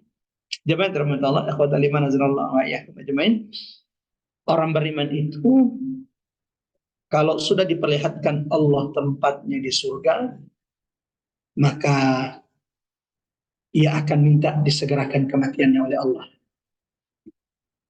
Sebagaimana firman Allah dalam Quran surah Fussilat, Quran surah 41 ayat 30. ketika orang-orang beriman itu sakaratul maut, maka akan datang malaikat-malaikat Allah yang tidak terputus menyabarkannya, menguatkannya, menghiburkannya untuk tidak takut, tidak bersedih, dan bergembira atas surga yang Allah janjikan. Sebagaimana orang yang durhaka, orang yang kufur kepada Allah, mendustakan hari kiamat, mendustakan Al-Quran, mendustakan Rasul dan Nabi yang diutus oleh Allah, mereka akan takut dari kematian. Coba lihat Fir'aun. Fir'aun yang merasa manusia paling hebat, paling jago. Ternyata ketika kematian itu datang, dia adalah orang yang paling penakut. Saat itu pun dia langsung ingin beriman kepada Allah. Dan Allah tegaskan, seperti itulah orang-orang durhaka. Dalam Quran surah Al-Mu'minun ayat 99, jamaah rahmat Allah, sampai dengan ayat 100, Allah menggambarkan kepada kita seperti apa orang-orang durhaka itu. Orang-orang yang dilalaikan oleh dunianya dari mengingat Allah, orang-orang yang dilalaikan oleh kehidupan dunianya, hartanya dari ayat-ayat Allah, dari peringatan-peringatan Allah Subhanahu wa taala. Kalau sudah datang kematian, kata Allah Subhanahu wa taala, hatta idza jaa ahadahumul maut qala rabbi irji'un. Ternyata orang durhaka itu kalau sudah melihat malaikat maut, maka saat itulah baru mereka menyesal. Rabbi irji'un, ya Allah, jangan matikan aku, ya Allah, pulangkan saya ke dunia, ya Allah. Pulangkan aku, ya Allah, jangan matikan. La'alli a'malu salihan fima tarak. Ya Allah, kalau Engkau hidupkan saya lagi, ya Allah, jika Engkau kembalikan aku ke dunia, aku akan melakukan amal saleh yang selama ini aku tinggalkan. Namun kalau sudah seperti ini, penyesalannya itu sudah terlambat. Semua taubat itu akan diterima oleh Allah selama tidak sampai di dua tempat. Satu, kalau nyawanya belum sampai di tenggorokan. Yang kedua, kalau matahari itu belum terbit dari barat. وَنُفِخَ فِي الصُّورِ ذَلِكَ يَوْمُ الْوَعِيدِ. Dan ditiuplah sangkakala. Itulah hari yang diancamkan Allah. Wahai kalian orang-orang Quraisy yang tidak percaya dengan hari kiamat. Dan nanti orang-orang yang tadinya tidak percaya dengan hari kiamat, tidak percaya surga, tidak percaya neraka, kapan mereka terbelalak? Kalau sudah ditiup sangkakala dan mereka dibangkitkan dari kuburnya, maka saat itulah mereka menyesal, mereka terbelalak, mereka ingin tobat, mereka ingin pulang. Sayangnya penyesalan mereka sudah tidak akan pernah bermanfaat di sisi Allah Subhanahu wa taala. Mudah-mudahan jamaah rahmatullah ikhwatal iman azanallahu wa iyyakum ajmain, apa yang kita sampaikan ini, apa yang kita tadabburi dari beberapa ayat surah Qaf bagian ketiga ini telah menjadikan kita orang-orang beriman, telah menjadikan kita umat Nabi Muhammad yang senantiasa mengambil ibrah, pelajaran dari umat-umat terdahulu yang dibinasakan Allah, agar kita tidak ikut-ikutan melakukan apa yang mereka lakukan, tidak mengikuti apa yang mereka lakukan, sehingga mereka diazab, dibinasakan oleh Allah. Salah satu yang hari ini bagi saya sangat mengena, sangat menyindir bagi kita adalah apa yang Allah kisahkan tentang kaum Tsamud yang dibinasakan oleh Allah. Bahwa ternyata kaum Tsamud itu bukan banyak yang merusak. Yang merusak dari kaum Tsamud itu sedikit, hanya 9 orang. Tapi ketika azab itu datang, semuanya diazab oleh Allah. Kenapa? Yang banyak dari kaum Tsamud tidak menghalangi segelintir orang melakukan kerusakan di negeri Tsamud. Sebagaimana jemaah Allah, mudah-mudahan apa yang kita tadaburi bagian ketiga surah Qaf ini semakin menambah keimanan kita kepada hari kiamat, semakin membuat kita untuk senantiasa menjaga lisan-lisan kita, karena ternyata semua ucapan kita dari kita balik sampai kita diwafatkan Allah, semuanya tercatat di sisi Allah Subhanahu wa taala. Kita tutup dengan sama-sama baca surah Al-Asr. Kemudian kita tutup dengan doa kafaratul majelis. Selanjutnya jika ada pertanyaan, sama-sama kita jawab. Jika bisa menjawab, jika tidak, insya Allah jawabannya akan kita jawab di WhatsApp atau kemudian kita jawab di pertemuan berikutnya. Sama-sama kita baca surah Al-Asr. A'udzubillahi minasyaitonirrajim. Bismillahirrahmanirrahim. Wal 'asr innal insana khasir illal ladzina amanu wa 'amilus shalihat wa tawassaw bil haqqi wa tawassaw bis sabr. Kita tutup dengan doa kafaratul majlis. Subhanakallahumma bihamdik asyhadu an la ilaha illa anta nastaghfiruka wa natubu ilaik wa sallallahu ala Muhammad wa ala ali Muhammad. Wassalamualaikum warahmatullahi wabarakatuh. Silakan Mbak Ari. Waalaikumsalam warahmatullahi wabarakatuh. Silakan Ibu dan Bapak yang ingin mengajukan pertanyaan, mungkin silakan bisa langsung unmute dan menyampaikan pertanyaannya, atau bisa juga menuliskan pertanyaan di room chat. Sambil menunggu pertanyaan dari jamaah, Pak Ustadz, saya penasaran aja nih Pak Ustadz, untuk urutan tadi yang disebutkan oleh Allah Subhanahu wa Ta'ala di surat Qaf, itu mulai dari yang pertama kan kaum Nuh ya yang mendapatkan Ya. azab karena kedurhakaannya.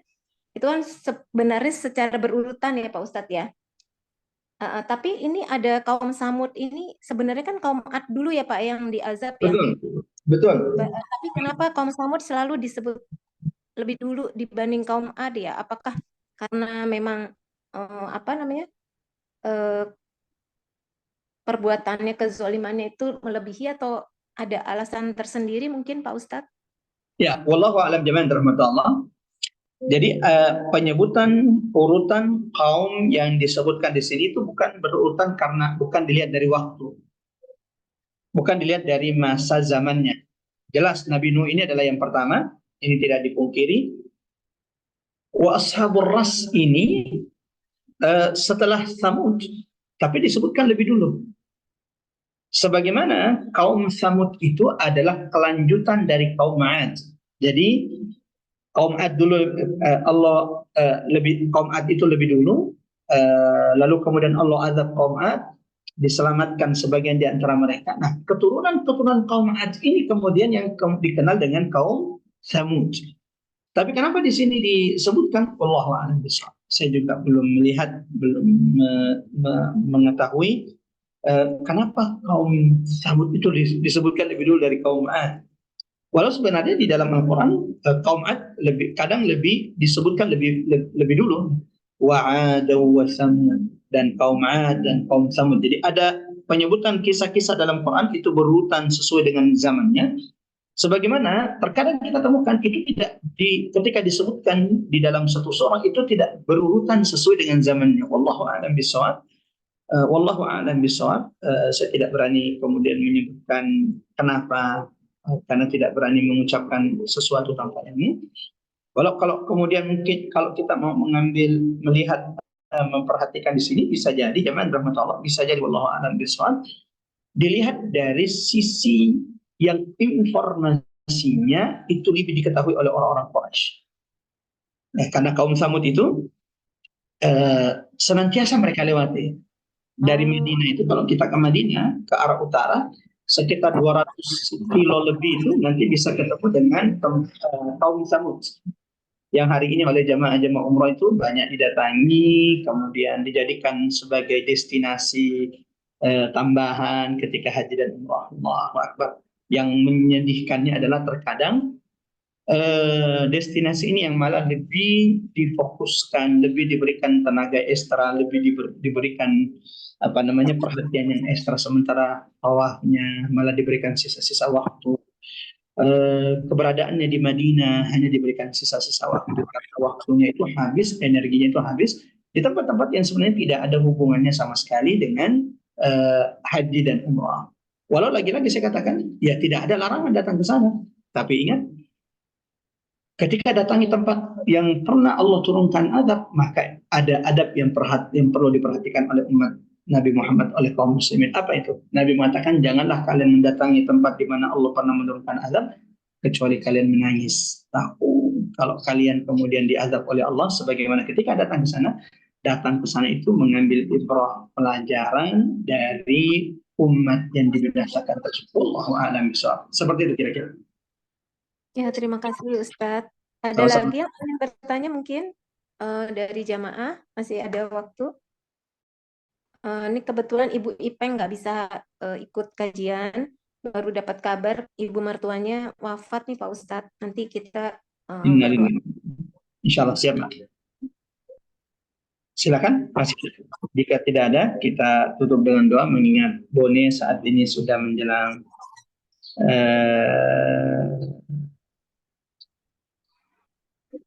musim sudah masuk pasar. Silakan, tafadhal. Ada lagi yang ingin bertanya? Bu Emi, Bu Ani, Bu Tesi. Oke, kalau nggak ada, kita berdoa bersama. Kita tutup dengan doa bersama ya Pak Ustadz. Saya sudah tuliskan di chat itu nama ibu mertuanya Ibu Siapa Ipeng. nama mertuanya? Boleh dibantu? Ini Ibu Sumiwi binti Sumodiharjo. Oke, Ibu Sumiwi Sumiwi binti Sumodiharjo. Pertama-tama kita ingin mengucapkan innalillah wa inna ilaihi raji'un kepada Ibu Ipeng atas wafatnya ibu mertua tercinta. Kami turut bersedih dengan wafatnya beliau. Mudah-mudahan insya Allah keluarga disabarkan Allah dan pasti ada hikmah di balik musibah ini. Semoga dengan musibah ini Allah tinggikan derajat keluarga yang bersabar menerima takdir dan ketetapan Allah. Sebagaimana saya ingin mengajak siapapun yang masih bergabung, sebelum kita tutup majelis kita ini, sama-sama kita berdoa, baik itu untuk saudara kita yang wafat atau saudara kita yang sakit, atau mungkin kita juga tidak melupakan saudara-saudara kita yang ada di Palestina, baik itu yang ada di Gaza saat ini, kondisi mereka seperti yang sudah kita ketahui, dan saudara-saudara kita yang ada di Aqsa. Sengaja di setiap kajian saya ketika online, maka saya jadikan wallpaper Palestina Aqsa ini karena ingin mengingatkan beberapa hari ini terjadi penistaan besar-besaran di Masjidil Aqsa, dan mudah-mudahan kita umat Islam senantiasa memperhatikan, mata-mata kita mengawasi setiap gerakan penjajahan Zionis laknatullah alaihim terhadap kiblat pertama kita, terhadap Masjidil Aqsa. Mari kita mulai doa kita dengan istighfar tiga kali. Astagfirullahaladzim, astagfirullahaladzim, alladzi la ilaha illa huwal hayyul qayyum wa atubu ilaih. Allahumma ya Rahman ya Rahim, Allahumma ya Mannan ya Wahhab ya Ghaffar ya Tawwab يا رزاق. اللهم لا تدع في مقامنا هذا ذنبا إلا غفرت ولا هما ولا غما إلا فرجت ولا مريضا إلا شفيت ولا ميتا إلا رحمته ولا حاجة من حوائج الدنيا إلا يسرتها يا أرحم الراحمين. Allahumma ya Allah Tuhan kami, Engkau yang maha melihat ya Allah setiap pergerakan, setiap ucapan, bahkan ya Allah Engkau yang maha mengetahui, Engkau yang maha melihat akan setiap sesuatu yang terbesit dalam hati kami. Allahumma ya Allah, jangan biarkan kami bubar meninggalkan majelis ini ya Allah, kecuali siapapun yang hadir di majelis ini Engkau telah bersihkan, Engkau telah gugurkan, Engkau telah sucikan mereka dari dosa-dosa mereka ya Allah. Allahumma ya Allah Tuhan kami, jangan biarkan kami bubar menutup meninggalkan majelis ini ya Allah, kecuali siapapun di antara kami yang sakit, keluarganya, kerabatnya, sahabatnya yang sakit ya Rabban Nas. Wahai Tuhan manusia, adhibil ba'as, angkat setiap penyakit saudara-saudara kami ya Allah. Anta syafi la syifaan illa syifaa, Engkau yang maha penyembuh, tidak ada kesembuhan kecuali kesembuhan datang darimu ya Allah. Ya Allah, karuniakan kepada mereka kesembuhan yang tidak meninggalkan rasa sakit. Tahurun insyaallah. Allahumma ya arhamar rahimin, siapapun di antara kami yang wafat, kerabatnya, sahabatnya wafat ya Allah ya arhamar rahimin, Allahumma ighfir lahum warhamhum wa'afihim wa'fu anhum, ampunkan dosa-dosa mereka ya Allah. Kerabat keluarga kami, sahabat dari jemaah Majelis Ta'lim Rabbani ya Allah, bersihkan dosa-dosa mereka ya Allah, maafkan setiap kesalahan-kesalahan mereka ya Allah. Ya Allah, Allahumma ja'al qabrahum rawdatan min riyadil jinan ya Allah, jadikan kuburannya taman dari taman surgamu. Wa la taj'al qabrahum hufratan min hufrin niran. Allahumma ya Allah ya arhamar rahimin, jadikan orang tua kami, jadikan saudara-saudara kami yang telah wafat ya Allah, memandang tempat mereka di surga dari kubur-kubur mereka ya arhamar rahimin. Allahumma ya Allah ya nasirul mazlumin ya rabbal mustad'afin ya rabbad du'afa wal fuqara. Ya Allah, kepada kami mengadu ya arhamar rahimin tentang nasib kondisi saudara kami yang ada di Gaza ya Allah. Kondisi mereka amat sangat berat ya Allah. Mereka sulit untuk mendapatkan buka puasa, mereka sulit untuk mendapatkan sahur ya arhamar rahimin. Ya Allah, turunkan pertolongan-Mu kepada mereka ya Allah. Allahumma ansurhum nasran aziza. Allahumma wahhid kalimatahum alal haqqi ya rabbal alamin. Allahumma alayka bil yahudil ghasibin wa man awanahum. Allahumma qulhum badada wa ahsuhum adada wa la tughadir minhum ahada. Rabbana la tuzigh qulubana ba'da idh hadaytana wa hab lana min ladunka rahmah innaka antal wahhab. Rabbana ighfir lana wa liwalidina warhamhum kama rabbawna shighara. Rabbana atina fid dunya hasanah wa fil akhirati hasanah wa qina adzaban nar. Sallallahu ala Muhammad wa ala ali Muhammad walhamdulillahi rabbil alamin. Mudah-mudahan Allah ijabah doa kita. Dan saya mohon pamit, jemaah rahmatullah, karena saat ini sudah masuk waktu